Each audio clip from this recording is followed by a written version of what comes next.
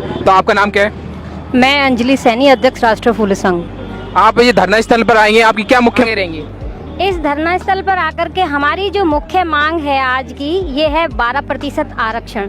12% आरक्षण के साथ साथ हम 11 सूत्रीय मांगों को लेकर के चल रहे हैं, जिनमें महात्मा ज्योतिबा फुले, माता सावित्रीबाई फुले को भारत रत्न दिलाना हो, या महात्मा ज्योतिबा फुले जो कल्याण बोर्ड बनाया जा चुका है उसका गठन, अभी उसको सिर्फ बनाया गया है, उसका गठन नहीं किया गया है, ना ही उसमें कोई सदस्य हैं, ना ही उसका कोई अध्यक्ष उपाध्यक्ष है, कि उस पर जल्द से जल्द उसमें पदाधिकारियों की नियुक्ति कर उसमें फंड की व्यवस्था की जाए, ताकि उससे समाज को लाभ मिल सके और हमारे समाज को 12% आरक्षण दिया जाए। जो धरना प्रदर्शन है, इसके बाद क्या विचार रहेगा आपका? अभी धरना जो हमारा है, क्योंकि हमारा जो समाज है वो शांति प्रिय समाज है।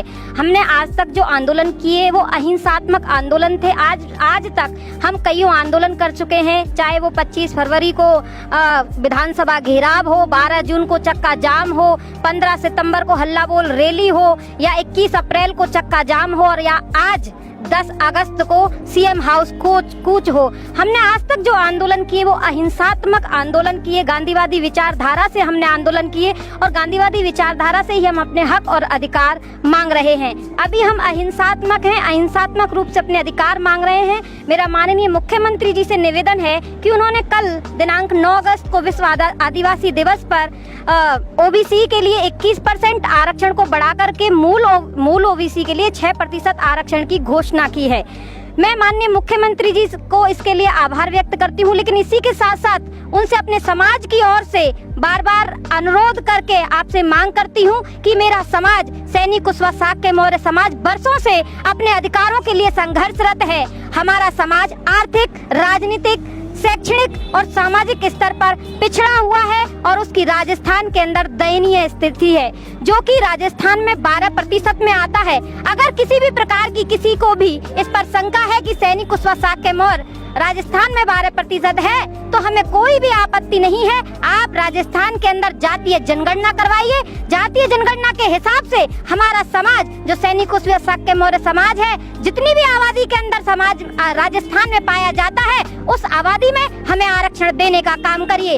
हमने आज तक वोट देने का काम किया, क्योंकि हम नहीं जानते थे कि वोट की ताकत क्या है। हमने सरकार को सिलेंडर के लिए वोट दिया, हमने सरकार को 2 किलो अनाज के लिए वोट दिया, हमने सरकार को राशन के लिए वोट दिया, लेकिन आज हम समझ चुके हैं, अब आने वाले समय में हम उसी व्यक्ति को वोट देंगे जो हमारे हक और अधिकार की बात करेगा। जो सैनी समाज है, बहुत सालों से ये संघर्ष करता हुआ आ रहा है, अपना आरक्षण मांग रहा है, जो कि सभी समाज मांगते हैं। तो इसमें क्या चीज रही है, ऐसे मुद्दे रहे हैं जिससे पिछड़ा जा रहा है सैनी समाज? हम अपने समाज की बात करें, जो सैनी कुशवाहा साक्य मौर्य समाज है, जो राजस्थान में 12% में आता है, अगर उसकी हम आर्थिक स्थिति की बात करें तो साग सब्जी फल आदि से हम अपना जीवन यापन करते हैं। आपने अधिकतर देखा होगा, क्या आपने सुना है कि कोई सैनी में एक अपवाद होते हैं, जो 1-2 अगर कोई डीएम बन गया हो, कोई आईपीएस बन गया हो, तो वो अपवाद होते हैं। क्या आपने कभी सुना है राजस्थान के अंदर कि भाई 10 डीएम है, या फिर आपके 10 थानेदार भी? मैं तो डीएम तो बहुत बड़ी बात कह दी। तो नौकरियों में ना हमारी भागीदारी है, ना हमारी किसी व्यापार में भागीदारी है। शैक्षणिक स्तर पर देखा जाए तो जब रजिस्ट्रेशन के माध्यम से चयन होते हैं तो उनमें भी हमारा नंबर नहीं आता है।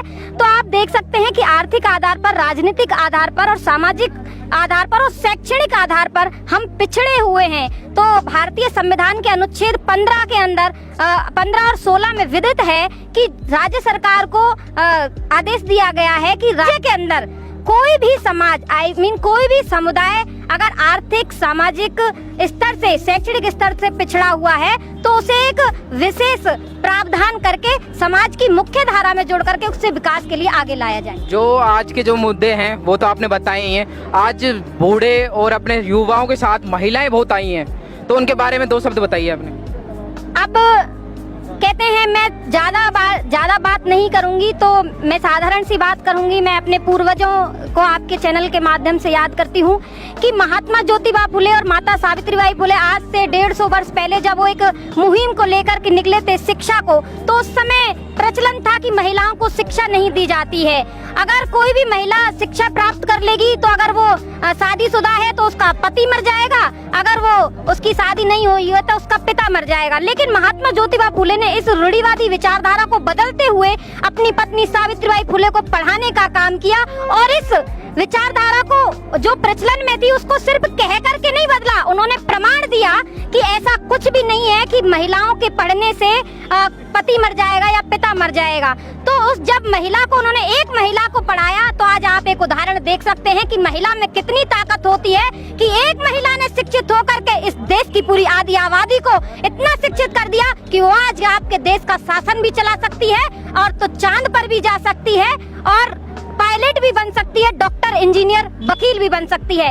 एक मंच से माननीय पूर्व प्रधानमंत्री श्रीमती इंदिरा गांधी जी ने कहा था कि आज मैं जो इस मंच पर बोल पा रही हूँ यह मेरे लिए माता सावित्रीबाई फुले की देन है और आज मैं आपके इस चैनल पर बोल पा रही हूँ। मैं भी कहती हूँ गर्व से कि ये मेरे लिए मेरी माता सावित्रीबाई फुले की देन है। आप एक युवा महिला हैं, आप उन युवाओं को क्या निर्देश देना चाहेंगी, क्या उनको टिप्स देना चाहेंगी जो राजनीति में आना चाहते हैं, उनके लिए क्या कहना चाहेंगी? मैं अपने समाज के युवा महिलाओं से भी और युवाओं से भी निवेदन करना चाहती हूँ कि कहते हैं कि जो भी समाज राजनीति से पिछड़ गया तो उसका दंड उसे यह भुगतना पड़ता है कि आपके ऊपर अयोग्य लोग शासन करने लगते हैं। इसीलिए आपको अगर योग्य लोगों को देश और राज्य और समाज के अंदर लेकर आना है तो राजनीति में युवाओं को बढ़ चढ़ करके हिस्सा लेना होगा, तभी आपके समाज की, आपके राज्य की और आपके देश की सूरत बदल सकती है। युवाओं को राजनीति में आकर के अपने समाज और राज्य के लिए जो आज युवा हैं हमारे देश के अंदर आप देखेंगे कि अधिक जो आबादी है वो युवाओं की है। अगर युवा राजनीति में हिस्सा लेने लगे तो समाज, राज्य और देश तीनों का उद्धार हो सकता है। इसलिए मेरी अपील है, निवेदन है समाज के युवाओं से, खासतौर की हम क्या सोचते हैं कि अगर कोई भी बच्चा, जैसे मैं अभी मंच पर बोल रही हूँ, अधिकतर माँ बापों का भी इसमें रोल रहता है कि किसी मंच पे बोल लिया है, थोड़ा बहुत बताने लगता है कि ये सही और ये गलत है तो माँ बाप कहते हैं ज्यादा नेता मत बने। तो ये चीजें उनको विचारधारा बदलनी है कि अगर कोई भाषण की बात आती तो बोलते कि तुझे क्या कोई नेता बनना है? अरे क्यों नहीं बनना नेता नगरी से दूर रहो, राजनीति से दूर रहो। अरे क्यों? राजनीति से दूर हो जाओगे तो अधिकारों से दूर हो जाओगे। अरे राजनीति से ही तो वो नीतियां बनती हैं जिनसे आप लाभ पाते हो।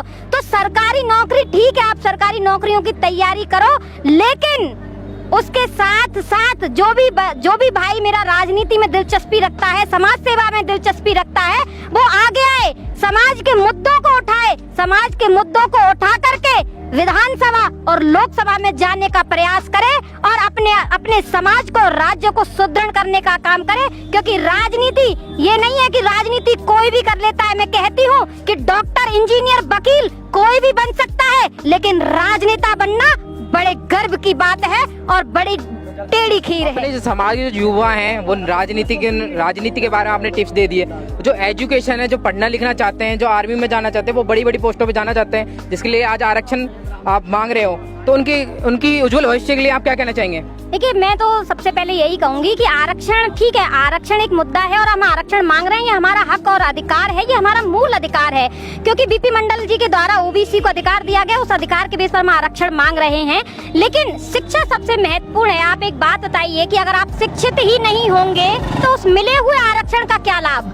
तो इसके लिए मेरा सभी युवाओं से, सभी माताओं बहनों से भी निवेदन है कि आप सबसे पहले जो आपकी प्राथमिकता है वो है शिक्षा ग्रहण करना। अभी भी मेरे समाज की अगर मैं बात करूं तो साक्षरता दर पर मेरा समाज अभी बहुत पीछे है।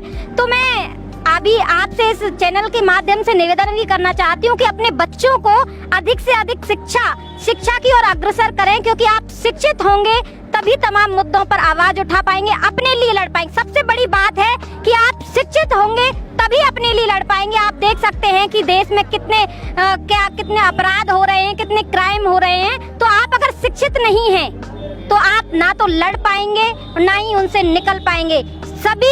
सभी समस्याओं का अगर मैं समाधान कहूँ देश के अंदर या मैं कहूँ ब्रह्मांड के अंदर कि सभी समस्याओं का समाधान है तो वो है शिक्षा। जो ताकत आपको आपके महापुरुष देकर गए हैं वो ताकत विश्व के अंदर कहीं नहीं बनी। वो ताकत है कलम की ताकत। कलम की ताकत से आप अपनी तकदीर बना भी सकते हो और कलम की ताकत से आप अपनी तकदीर बिगाड़ भी सकते हो।